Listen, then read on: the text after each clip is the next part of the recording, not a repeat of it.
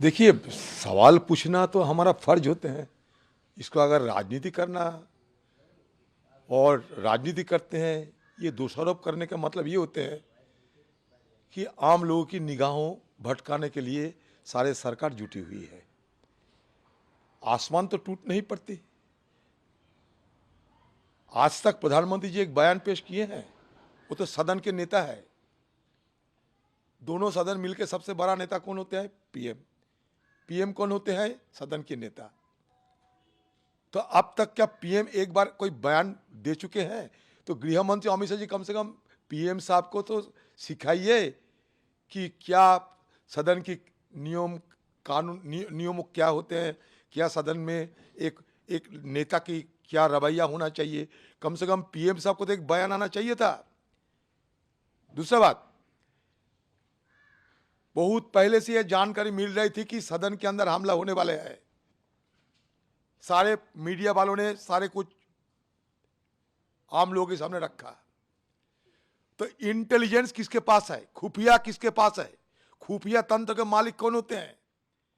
खुफिया तंत्र के मालिक होते हैं गृह मंत्रालय। तो इसलिए सिर्फ हम जानकारी लेना चाहते थे। अगर उस दिन सदन के हमारे सारे एमपीज ने ये हमला रुकी थी, इसलिए सदन के अंदर रहते हुए मैं सराहना किए थे। कोई राजनीति हमारे करने की कोई मंशा नहीं थी कभी भी, आज भी, क्योंकि सदन हम सबका है। लेकिन जिस लोगों को जिम्मेवारी होते हैं उनको तो हम पूछेंगे कि भाई क्या हुआ। सिर्फ और सिर्फ स्पीकर साहब के ऊपर सारे मसला रखकर स्पीकर साहब के सारे जिम्मेवारी सौंपते हुए ये अपना जिम्मेवारी से भागना चाहते हैं। आसमान नहीं टूट पड़ते अगर सदन के अंदर आके हमारे गृह मंत्री एक बयान देते और दो चार सवाल हमारे तरफ से अगर रहते तो उसका जवाब देने से कि आसमान टूट पड़ते। वो तो इतने बड़े मुखिया है सरकार की, खुफिया तंत्र उनके पास है।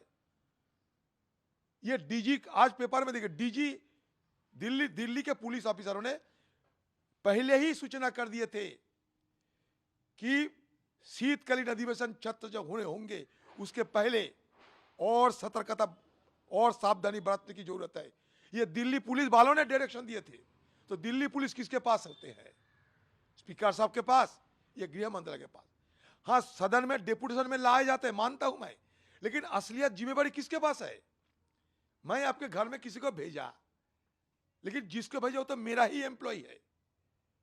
तो आखिरकार मेरा जिम्मेवारी नहीं होता क्या मैं जिसको भेजा सही ढंग से काम किए या नहीं? तो दोनों का ही है। स्पीकर तो मंत्री नहीं। ये सिर्फ गोलमोल जवाब देते हुए असलियत को छुपाना चाहते हैं। ये सरकार की ये मंशा की हम खिलाफत करते हैं और कुछ नहीं। सदन सबका है, ये मान के उस दिन हमारा बयान देखो। सदन के अंदर हम सरकार के पास खड़े रहते थे। उस दिन 2 बजे की हमारा बयान देखो। ऑल पार्टी मीटिंग में हमारा बयान देखो। सरकार के इस समय सारे सदन और सब मिल के काम करना चाहिए। तो राजनाथ सिंह जी की ये ज्ञान देने के पहले एक बार बुलाया कभी कि सारे ऑपोजिशन लीडर एक साथ हम बात करें कि ये जिम्मेवारी नहीं होती सरकार की। सारे स्पीकर के ऊपर क्यों छोड़ा जाते हैं? सारे स्पीकर को क्यों छोड़ा जाता है? सर, स्पीकर के ऊपर हम लोग क्या नया संसद बने हैं क्या? सरकार की तरफ से क्या ऑपोजिशन सारे लीडर को बुला के वार्ता नहीं किया जा सकता? ये छुपाना चाहते हैं इनकी कमजोरियों को।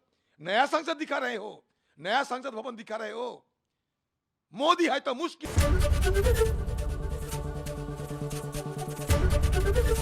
एबीपी गंगा, खबर आपकी, जुबान आपकी।